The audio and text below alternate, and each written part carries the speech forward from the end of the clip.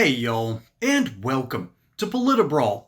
My name is Brian, and Senator Moreno from Ohio completely mops the floor with Jake Tapper, who is still having to play dumb on his own show on CNN. Let's dive in. All we're asking for is a low bar. Protect your citizens, cooperate with law enforcement, and allow us to expel the people who shouldn't be in this country in the first place.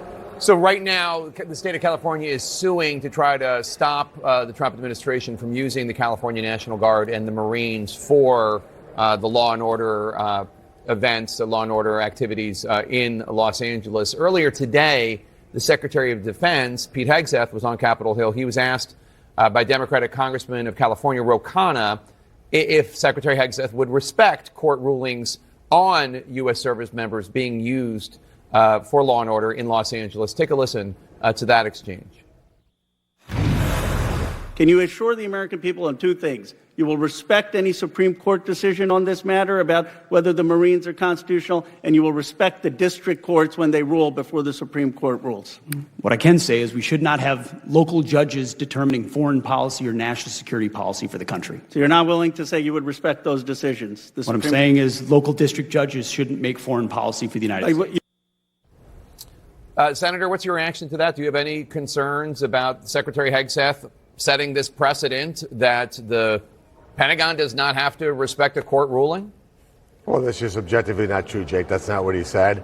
Look, this administration has followed every court ruling. By the way, even including the ridiculous one that we had to bring back an El Salvadorian citizen who is a criminal alien convicted of awful crimes, shouldn't have been in this country in the first place, and we literally had to bring him back to El Salvador to tie up our court system to prove what we already know, what he already gone through, which is that he shouldn't be in this country. Now, look, what we have to do is... What crimes was he convicted of?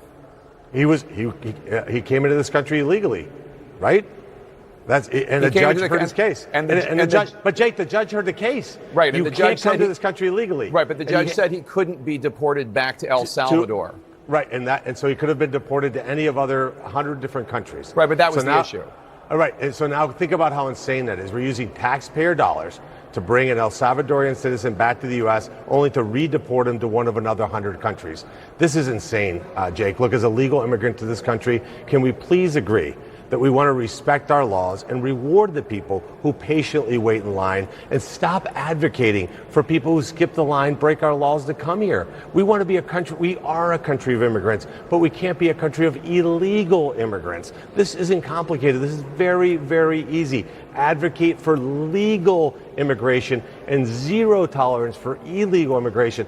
The American people voted on this, Jake, on November 5th. It was overwhelming. And I hope my Democrat colleagues come to the table and say, look, we agree with you. If you're in this country illegally, you can't be here. Maybe you go back temporarily, apply for a regular order to come in, respect the people, millions, by the way, that are waiting in line, and let's have a conversation about legal immigration and stop the nonsense about protecting criminal aliens in this country. So you were just 5 when your parents moved you to the United States from Colombia. There are Colombians who are trying to flee Colombia for countries like the United States because of conflict, because of violence, because of lack of opportunities. You know the desperation in Central and South America, not all of Central and South America, but in parts of it better than I do.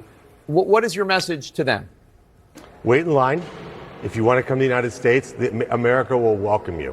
Our family was welcomed with open arms. I was given more opportunities because I was welcomed to this country than I could ever have imagined. The greatest day I had, Jake, was when I stood in front of an old Marine who made me pledge allegiance to the United States of America and said, I only have one flag to respect, which is the American flag. This is a great country. We're a generous country. 1 million people are given citizenship every year. We allow millions of people to come here illegally. You have to wait in line. You can't skip the line. It's very simple. By rewarding those who skip the line, we're disparaging those who want to come here, add value, assimilate, learn our language, and become part of this great country. I told you folks, Jake Tapper is still playing dumb. He's out here asking these ridiculous questions like, oh, well, what crime did Abreu Garcia actually make here? Okay, first off, Moreno got this perfectly right here. The, illegal crossing of our border into our country. Then there are the multiple accounts of domestic problems that he's had with his wife and kids. Then he's now been arraigned back to the United States to face human trafficking charges.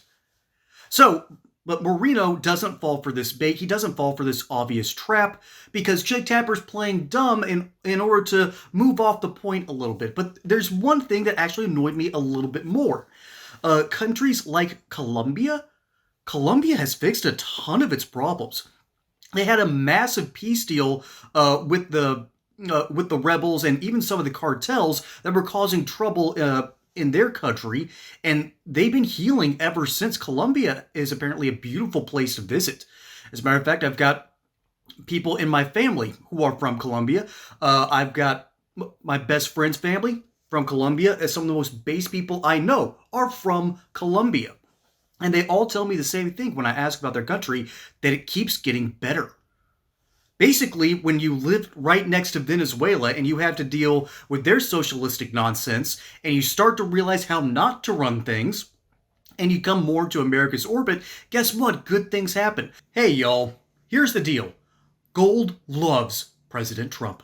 Under Trump's first term, the price of gold soared 53%, and the price of silver jumped 51%. Since the start of the second term, gold has skyrocketed even higher, breaking records and even outperforming stocks. Here's what I like about precious metals like gold and silver. They have been used as a store of value for centuries. Governments can't easily manipulate it. They are used as hedges against market risk and, of course, against inflation. That's why I partnered with the amazing people over at Goldco. Goldco is an award-winning precious metals company. They are fans of this show, and they have helped millions of Americans just like y'all to purchase over $3 billion in gold and silver. Right now, you can get a free copy of their 2025 gold and silver kit. On top of that, you might also qualify for their amazing unlimited silver bonus offer. So don't wait on this. Go to politibrawlgold.com to learn more. That's politibrawlgold.com or call 855-644-GOLD. Colombia, Argentina, and El Salvador have all been fixing major problems in their countries and keep on improving. So I don't know what Jake Tapper's trying to say here. His point is ultimately right that there are problems in Central and South America, but Colombia is not the example. So Jake Tapper, I don't think, is just playing dumb. He doesn't have a full understanding of, what's going on over here in our own hemisphere. And so he's trying to obfuscate from the reality that not only is Abreu Garcia an illegal immigrant, you have these other issues that have been going on also in our zeitgeist. You just had a Democrat senator being put in handcuffs because he broke into Kristi Noem's speaking arrangement, quickly approached the front aggressively, caught on camera doing so, and had to be removed from the area because no one knew his intentions. He barged into that place, and apparently Senator Padilla is kind of a big dude. I heard that he's, 6'3"? And from the videos that I've seen, yeah, it's a smaller dude pushing him back, but the smaller dude's doing everything he can to make sure that he's protecting Kristi Noem, as is his job. So the Democrats have gotten that completely wrong, and it's backfired on them already. Jake Tapper doesn't really seem to know anything about basic foreign policy or what's going on in other countries, which is ironic. He managed to write an entire book about the ills and what was going on in the Biden administration of, the grand conspiracy to basically cover up the fact that Joe Biden's mind was gone. So he's a good enough journalist to actually show that bit of information, but he's not smart enough to understand what's going on here? Come on, man. Come on. And then I think this is the cherry on top to everything. And back to Abreu Garcia. Abreu Garcia faces one count of conspiracy to transport aliens and one count of unlawful transportation of undocumented aliens after a grand jury in Tennessee returned a sealed indictment against him in May. So in other words, about a month ago, Tennessee got its act together because he got pulled over in the state of Tennessee while transporting about 8 people that didn't have their story straight, didn't have proper documentation, but the local ICE agents didn't want to deal with this problem for some insipid reason. And now, guess what? We're revisiting the issue because I don't think the statute of limitations has expired. So, yeah, that's why he got brought back to the United States. This whole situation, I think, is hilarious. But there's one thing that goes a little bit deeper than everything else.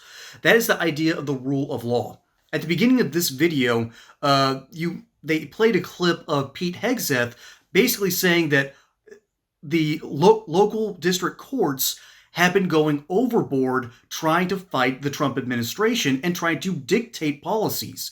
And the Supreme Court correctly said these lower courts can't do that. You can bring up injunctions, you can bring up problems, you can sue the federal government in some cases, you can say that the feds can't do something as long as it's within the purview of the Constitution, but the purview of the Constitution says that foreign policy is up to the president and the Senate, not to these court districts. And so, in the idea of, well, is Trump going to obey the California lawsuit? Well, if the lawsuit's successful, and now that Gavin Newsom is doing what he's supposed to be doing, President Trump beat him to the punch on that, because Gavin Newsom has now called out more agents from different parts of California. He hasn't called out the National Guard, but he's called on 700 other law enforcement agents to go into LA and quell the riots. So after the Trump administration committed like 800 Marines and 2,000 Guardsmen, then Gavin Newsom ups his game. So better late than never, Gavin, but crap like this is why he's not going to be president. He's going to try his best, and this the lawfare that's going on in California isn't going to go anywhere. And if it does, well, guess what? Those troops and the National Guardsmen get transferred over to Gavin Newsom, and now he's going to have to clean up the mess. And given what's been happening in LA, yeah, good luck, buddy, because Gavin Newsom's not equipped to do what is necessary. He's smart. He's a smart politician, but not a good governor. Meanwhile, Bernie Moreno is answering these questions perfectly to a T. And Jake Tapper continues to be a weird, pedantic journalist who doesn't really know what he's saying, or at least is playing very, very dumb. Folks, my name is Brian. Hope you enjoyed that segment here on Politibrawl. Don't forget to like and subscribe. Catch you on the next one. Until then, y'all have a good one.